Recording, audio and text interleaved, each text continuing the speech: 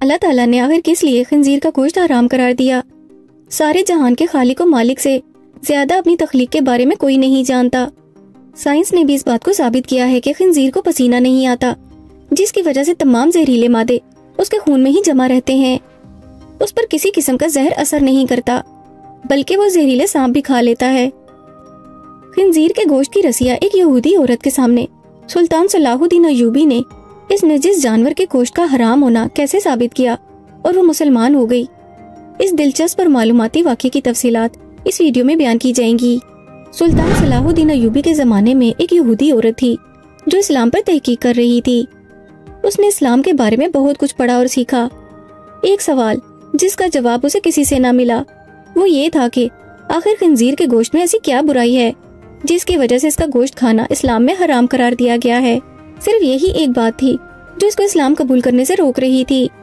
اپنے اس سوال کا جواب حاصل کرنے کے لیے وہ سلطان صلاح الدین ایوبی کے دربار میں پہنچ گئی اور عرض کیا، سلطان معظم، میں نے اسلام کے بارے میں بہت کچھ پڑھا ہے اور بہت کچھ سیکھا ہے، حتیٰ کہ میں اس مقام پر پہنچ گئی ہوں کہ اسلام قبول کر لوں، لیکن ایک بات ہے جو مجھے اسلام قبول کرنے سے روک رہی ہے، اور وہ بات یہ ہے کہ اسلام خنزیر کا گوشت کھانے سے کیوں منع کرتا ہے؟ اسلام نے جس چیز کے بارے میں بھی منع کیا ہے وہاں اس کی دلیل ملی ہے، لیکن خنزیر کا گوشت حرام ہونے کی کوئی مضبوط دلیل نہیں ملی۔ انجیل میں بھی خنزیر کا گوشت کھانے سے منع نہیں کیا گیا۔ آخر اس گوشت میں ایسی کیا خرابی ہے کہ اسلام ہی نے اس کو کھانے سے منع کیا ہے؟ سلطان صلاح الدین ایوبی نے اپنے ایک مشیر کو حکم دیا کہ انجیل کا وہ نسخہ میرے سامنے لے کر آؤ جو اپنی اصلی حالت میں موجود ہو۔ جب انجیل پیش کی گئی تو سلطان نے وہ حوالہ تلاش کر کے اس یہودی عورت کو دکھایا جہاں لکھا ہوا تھا کہ خنزیر کا گوشت کھانا منع ہے۔ خاتون نے حیران ہو کر کہا، یہ کیسی بات ہے؟ میرے پاس جو کتاب ہے اس میں تو لکھا ہوا ہے کہ خنزیر کا گوشت کھانا منع نہیں ہے۔ یہ سن کر سلطان نے جواب دیا، مجھے ترس آتا ہے تمہارے ان لکھنے والوں پر جنہوں نے اپنی عیاشیوں کے لیے اس کتاب کو اپنے الفاظ سے تبدیل کر دیا ہے۔ تمہارے پاس جو انجیل ہے وہ اپنی اصلی حالت میں نہیں۔ ابھی تو میں نے صرف اس کتاب سے ثابت کیا ہے کہ خنزیر کا گوشت کھانا منع ہے، اب میں اسے سائنسی لحاظ سے بھی ثابت کروں گا۔ پھر سلطان نے اس عورت سے کہا کہ کل صبح خنزیر کا گوشت پکا کر میرے دربار میں لے کر آنا۔ دوسرے دن اس عورت نے خنزیر کا پکا ہوا گوشت سلطان کے سامنے پیش کر دیا۔ سلطان نے اس کو کراہیت سے دیکھتے ہوئے کہا کہ اب اس کی بوٹی کے 2 حصے کرو۔ عورت نے جب چھری سے بوٹی کے 2 حصے کیے تو درمیان میں سے گوشت کچا تھا۔ سلطان نے اس عورت سے کہا کہ کیا تم نے اس گوشت کو اچھی طرح پکایا نہیں؟ تو وہ کہنے لگی، سلطان معظم، میں نے اس کو بہت اچھی طرح سے پکایا ہے۔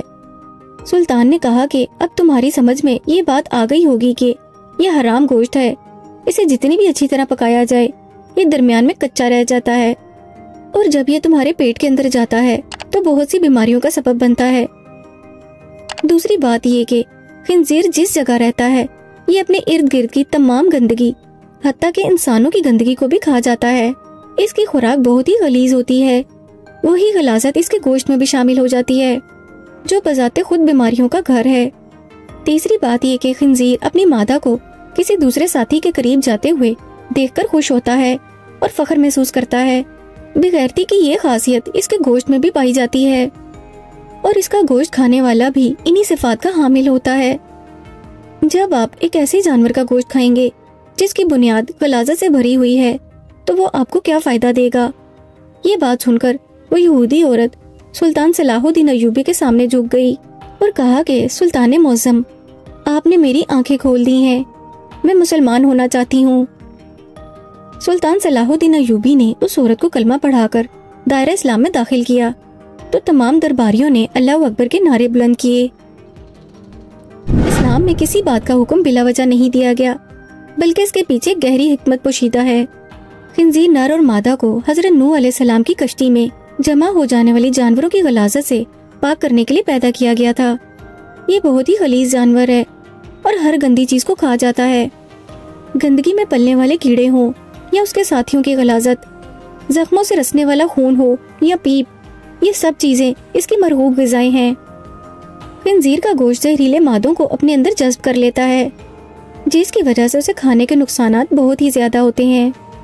تمام مومنین کے لیے یہی بات کافی ہے کہ اس کا گوشت کھانے سے اللہ تعالیٰ نے منع فرمایا ہے۔ اپنے خالق کی بندگی کرنے والی مخلوق کی یہ ذمہ داری بنتی ہے کہ اسے پروردگار کی جانب سے جو بھی حکم ملے اس کے سامنے سر تسلیم خم کر دے۔